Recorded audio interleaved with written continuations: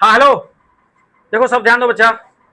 हम लोग क्या पढ़े थे इससे पहले कि जितने भी एसिड होते हैं या बेस होते हैं वे सभी क्या हैं, विद्युत के सुचालक होते हैं। सुचालक क्यों होते हैं? क्योंकि वह हाइड्रोजन आयन और हाइड्रोक्साइड देता है। और कोई भी एसिड अपना गुण कब दिखाता है? जल की उपस्थिति में। तो एक हेडिंग यहां पर है कि जलीय विलयन में अम्ल या क्षारक का क्या होता है। जलीय विलयन में अम्ल या क्षारक का क्या होता है? इससे पहले भी हम लोग पढ़ चुके हैं कि ये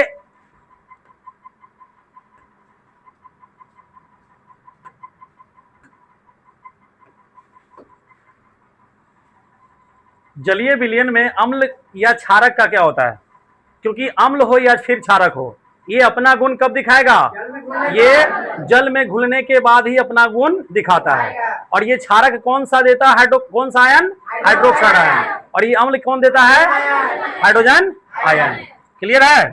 चलिए, तो अम्ल या क्षारक क्रियाशीलता केवल जल की उपस्थिति में ही अपना सारा गुण, प्रॉपर्टी, शक्ति इत्यादि कुछ भी, बिना जल की उपस्थिति में ये अपना गुण ना अम्ल दिखाता है और ना ही क्षार दिखाता है।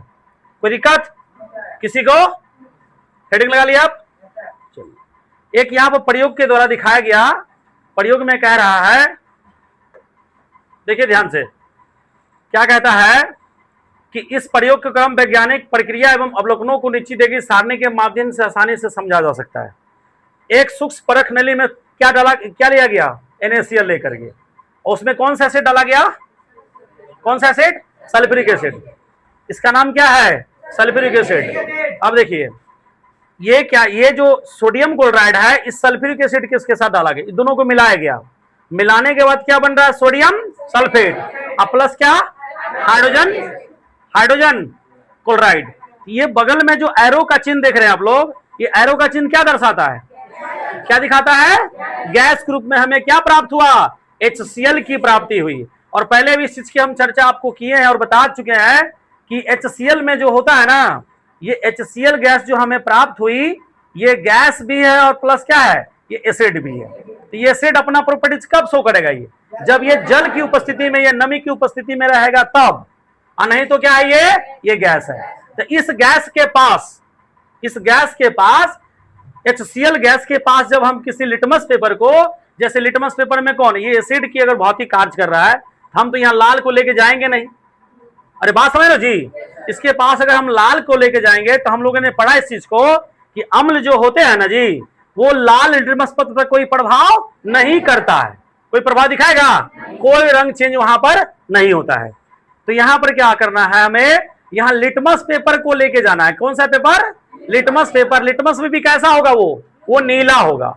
नीला लिटमस पत्र को जब हम यहां पर लेके आएंगे, अब प्लस ये क्या होना चाहिए? नमी होना चाहिए। इसमें नमी होगा।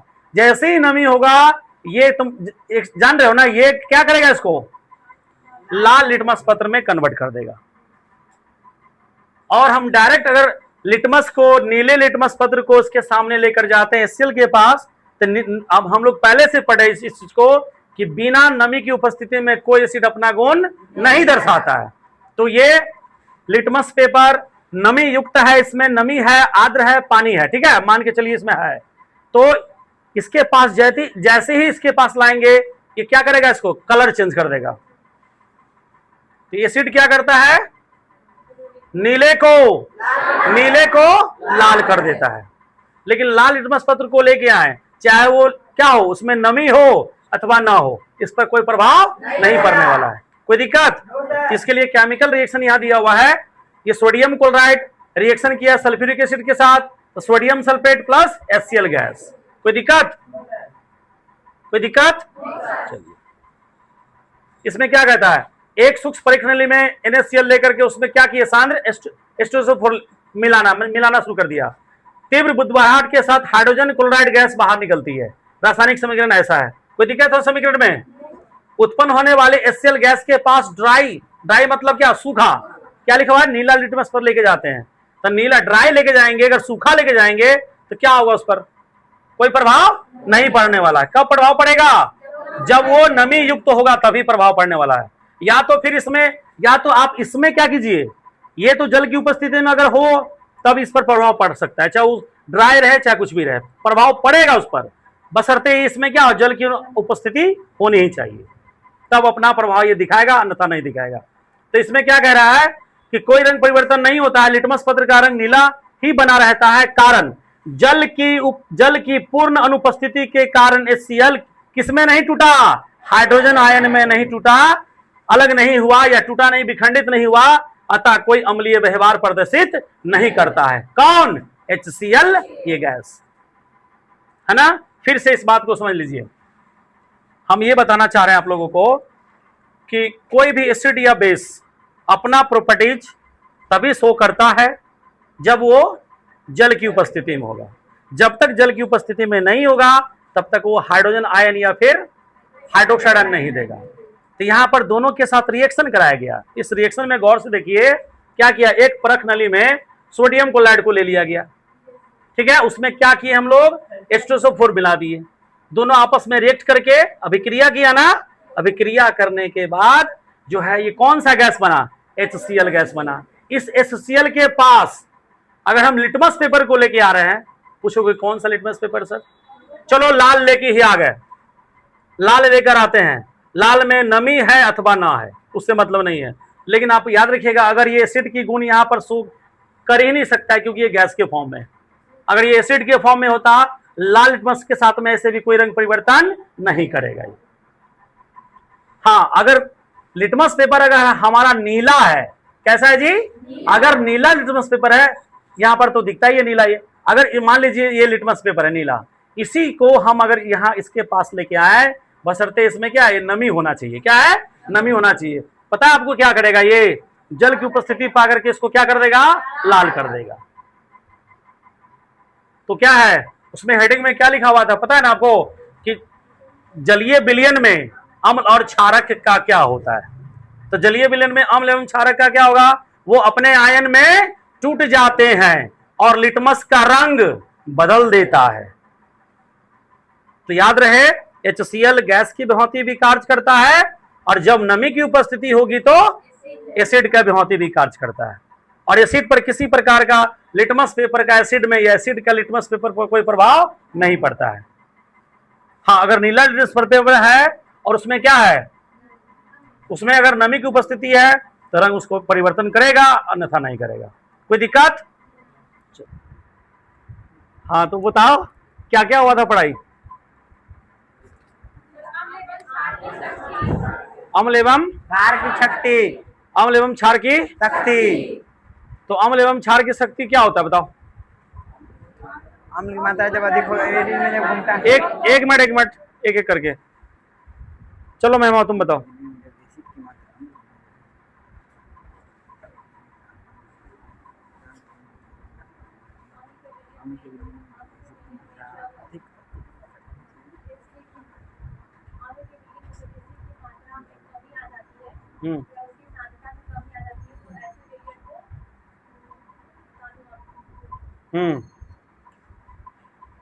तनु अम्ल कहते हैं। हमारा सवाल क्या है, हमने आपसे पूछा कि अभी आप क्या पढ़े, आप क्या आपने क्या जवाब दिया, क्या power of acid, power of acid, अम्ल एवं क्षार की शक्ति, अम्ल एवं क्षार की शक्ति पूछे, अम्ल एवं क्षार की शक्ति, शक्ति। तो अम्ल एवं क्षार की शक्ति किस पर डिपेंड करता है, किस पर, क्या बोल रही है, थोड़ा सा जोर से बोलो, किसकी सांद्रता पर, हाइड्रोजन आयन की, इसी चीज को थोड़ा सा जोर से बोलना चाहिए। कंफ्यूजन में क्यों रहती है, अगर समझ में नहीं आया तो बताओ फिर से समझाते हैं। आया समझ में? तो अम्ल एवं क्षार की शक्ति, तो अम्ल हो या फिर क्षार हो, दोनों की शक्ति डिपेंड करता है उसमें उपस्थित आयन पर, है ना जी। अगर जितनी अधिक मात्रा में अगर किसी अम्ल में हाइड्रोजन आयन की मात्रा अधिक है तो वो स्ट्रांग हो गया एसिड, या OH मात्रा जिसमें जिस क्षार में OH की मात्रा अधिक होगी, आयन ज्यादा प्रोड्यूस करेगा हाइड्रोक्साइड आयन, उसको क्या बोलते हैं हम लोग, स्ट्रांग एसिड। और जैसे जैसे उसमें OH की मात्रा क्या होगी जी, OH की मात्रा उसमें से जैसे जैसे कमेगी उस तरह से उसकी क्षारीयता शक्ति कमती चली जाएगी। यहां तो हो गया। तो अब जो है हम लोग पढ़ने जा रहे हैं पीएच स्केल। इसके नाम से स्पष्ट हो रहा है पीएच स्केल। पीएच का मतलब पावर ऑफ हाइड्रोजन होता है। और सबसे पहले ये होता क्या है इसको पहले छोड़ो, लिखने का तरीका क्या होता है, इसको कैसे लिखा जाता है इसको पहले ध्यान से देखिए। पहले इसको स्मॉल पी, कौन सा पी? उसके बाद थोड़ा सा हाइड्रोजन को ऊपर करके लिखेंगे। क्लियर है? क्या है तरीका लिखने का? स्मॉल पी और कैपिटल एच। ये पावर ऑफ क्या हो गया इसका full form? Power of hydrogen. तो कहने का मतलब क्या है, पीएच स्केल एक ऐसा पैमाना होता है जो हमें बताता है उस पदार्थ की, वह पदार्थ कितनी अम्लीयता है या उसमें कितनी क्षारीयता है या फिर वो कितना उदासीन है। जैसे स्केल आप देखिए ना जो यूज करते हैं हम लोग डेली लाइफ में, तो उसमें मान होता है जी, 0 से लेकर किसी में 10 होता है, 12 होता है, जितना आप उसमें खरीद सकते हैं। मतलब उसमें रहता है थोड़ा सा डिस्टेंस बड़ा होता है उसमें। लेकिन ये पीएच स्केल में एक चीज फिक्स है यहाँ पर, अभी जो हम लोग को पीएच स्केल पढ़ना है इसमें पीएच स्केल में 0 से लेकर 14 तक होता है।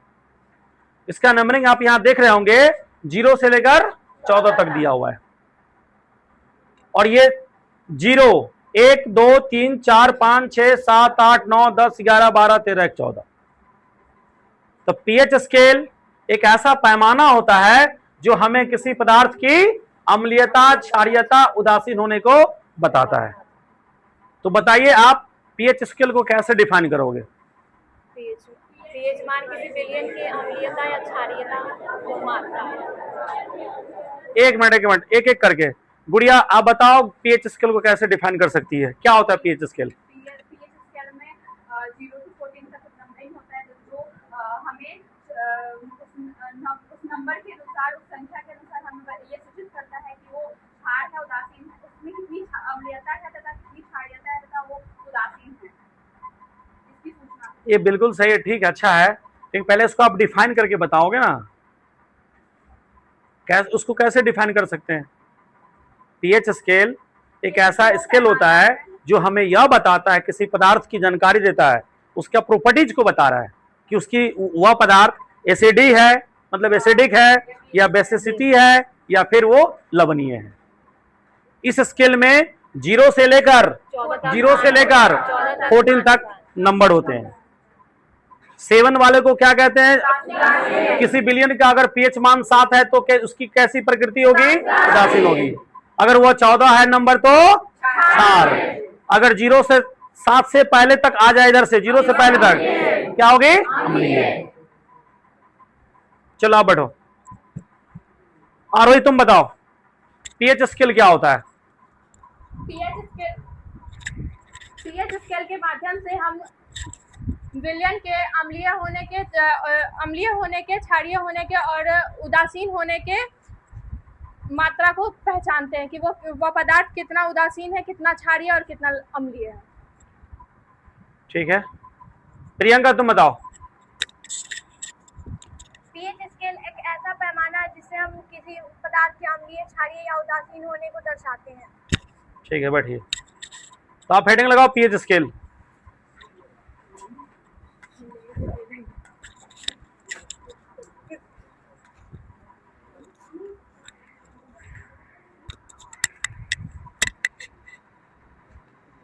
पीएच स्केल हेडिंग लग गया? Yes sir. लिखेंगे पीएच स्केल एक ऐसा पैमाना है,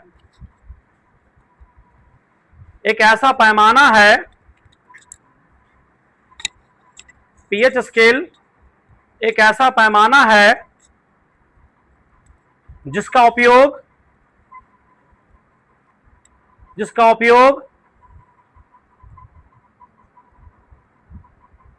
किसी बिलियन में उपस्थित, जिसका उपयोग किसी बिलियन में उपस्थित,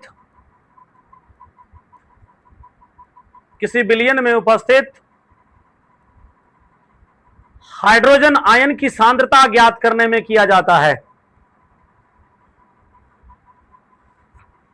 हाइड्रोजन आयन की सांद्रता ज्ञात करने में किया जाता है।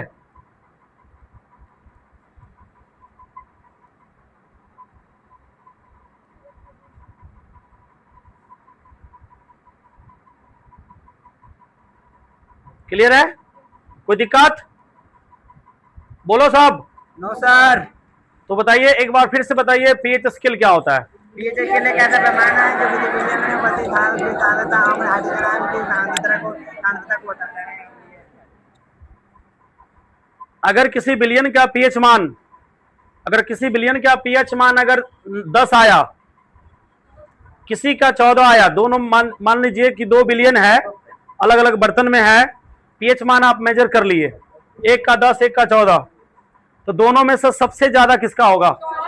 ज्यादा क्षारीय किसी कौन होगी? 14 है ना? Yes, sir. क्योंकि इसको आप गौर से देखो, इस चीज को, इस पीएच स्केल को, इसमें 0 से लेके 14 तक दिया हुआ है। ठीक है? 0 1 2 3 4 5 6 7, एक्यूरेट अगर 7 किसी का पीएच वैल्यू आ रहा है तो वो क्या होगा? किस प्रकृति के? उदासीन हो जाएगा। हम लोग जैसे जैसे 7 से इधर की ओर बढ़ेंगे तो घटते क्रम की बढ़ते क्रम, घटते क्रम में जब आते हैं हम लोग 7 से कम संख्या की ओर आते हैं, 0 तक आएंगे, तो उसकी किसी भी एसिड की जो अम्लीयता है वो बढ़ती जाती है। सुनो ध्यान से बाबू, नंबर घटने से उसकी शक्ति बढ़ रही है।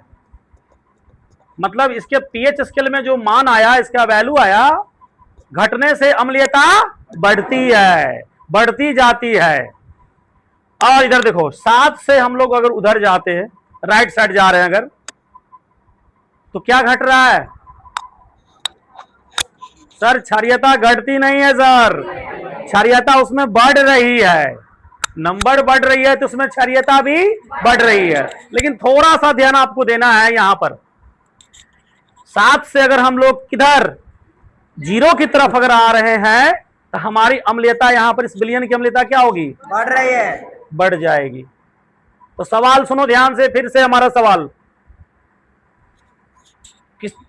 कोई बिलियन है, कोई 2 बिलियन है, किसी बर्तन में रखा हुआ है, एक का पीएच मान 0 और दूसरे का पीएच मान 4, तो आप हमें बताइए इन दोनों बिलियन में ज्यादा अम्लीयता वाला कौन होगा? 0। कौन? 0। किसी को कोई दिक्कत? No sir. चलिए अब नेक्स्ट हेडिंग लगाइए, meaning of pH.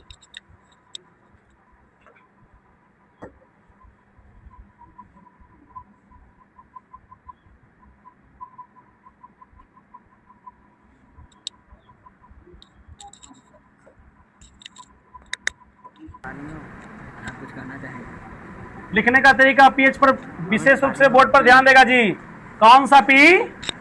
Small P. Small P ऐसे ऐसे meaning of pH. PH pH का अर्थ। अर्थ। कोई दिक्कत? बोर्ड पर देखोगे ध्यान से, इधर बोर्ड पर यस सर। पीएच में पी, कौन सा पी? कौन सा पी? पीएच में पी कौन सा शब्द है पता है आपको? जर्मन शब्द, जर्मन शब्द है। नोट करते चलो। जो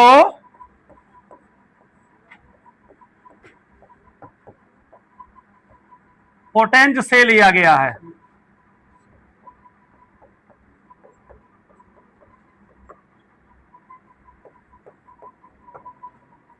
उसको पुषांश भी कहते हैं हिंदी में जी, इसको पुषांश भी बोला जाता है, इसको पोटेंज भी कह सकते हैं। लिया गया है जिसका अर्थ होता है, जिसका अर्थ होता है पावर। और पावर का मतलब जान रहे हो आप? क्या चीज? शक्ति लिख लेंगे ब्रैकेट में।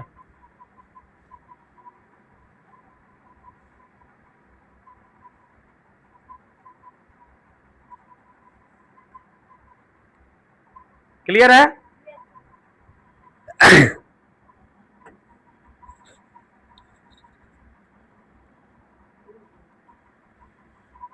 तो पीएच में पी तो हमारा कंप्लीट, बचा क्या अब? कौन सा? एच। यहां एच का मतलब समझ रहे हैं आप? हाइड्रोजन आयन से संबंधित है। कौन आयन से? हाइड्रोजन आयन से संबंधित है। तो एक पॉइंट हम और इधर लिखेंगे, लिखेगा आप एच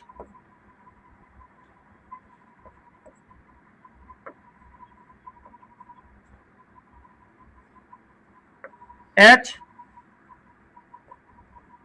हाइड्रोजन आयन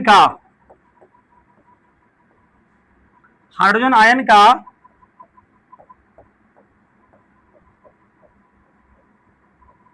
प्रतीक होता है।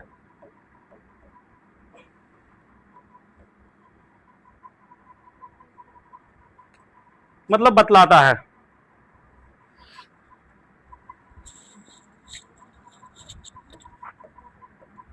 अतः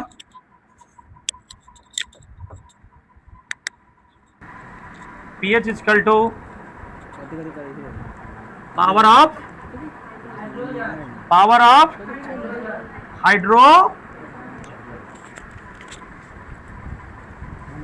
लिख लीजिए। बंद हो चालू करना, चालू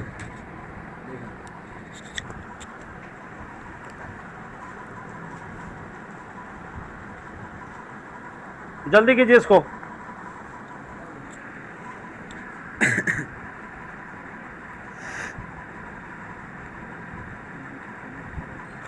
क्लियर है? तो हो गया। चलिए नेक्स्ट। अब लिखेंगे हम लोग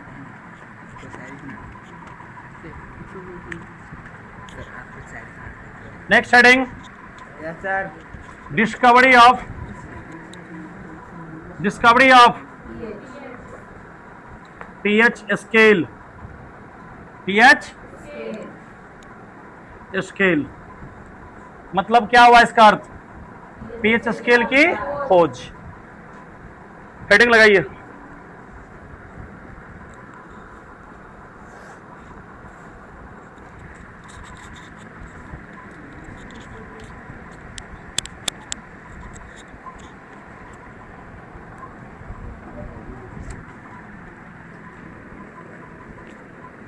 भीगी सड़कों में देखेंगे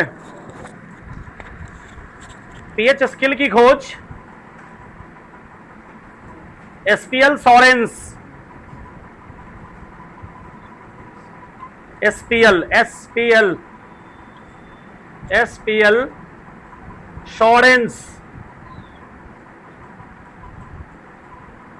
एसपीएल सॉरेंस ने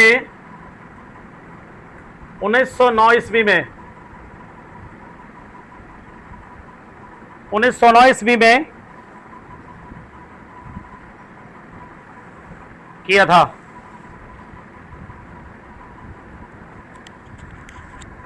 क्लियर है? किसने खोज की? फिर से बताओ। कब? इस स्केल के द्वारा क्या ज्ञात किया जा सकता है? पदार्थ की अम्लीयता, क्षारीयता और लवणीयता। कोई दिक्कत? No sir. इस स्केल में कितने पैमाने होते हैं? पैरामीटर्स 0 से लेकर 14 तक। अगर 7 अगर किसी बिलियन का पीएच मान है तो 0 है तो 7 से 0 की ओर हम बढ़ेंगे तो उसकी क्षारीयता या अम्लता बढ़ेगी। अगर 7 से हम लोग 14 की ओर बढ़ते हैं तो उसकी क्षारीयता बढ़ती है कि घटती है? क्या होती है? पीएच का खोज किसने किया? पीएच स्केल का एसपीएल।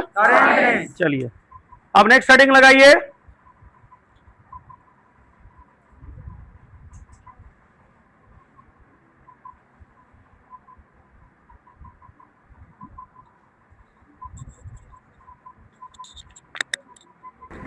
नोट में लिखोगे,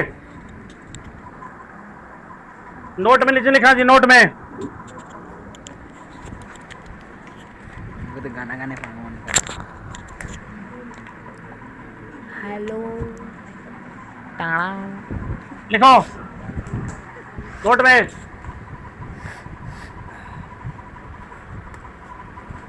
पीएच स्केल में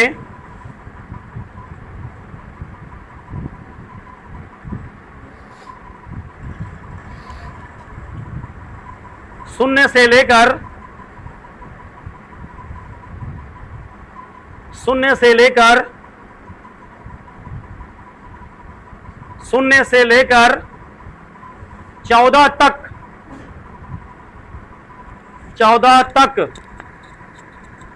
pH को ज्ञात कर सकते हैं।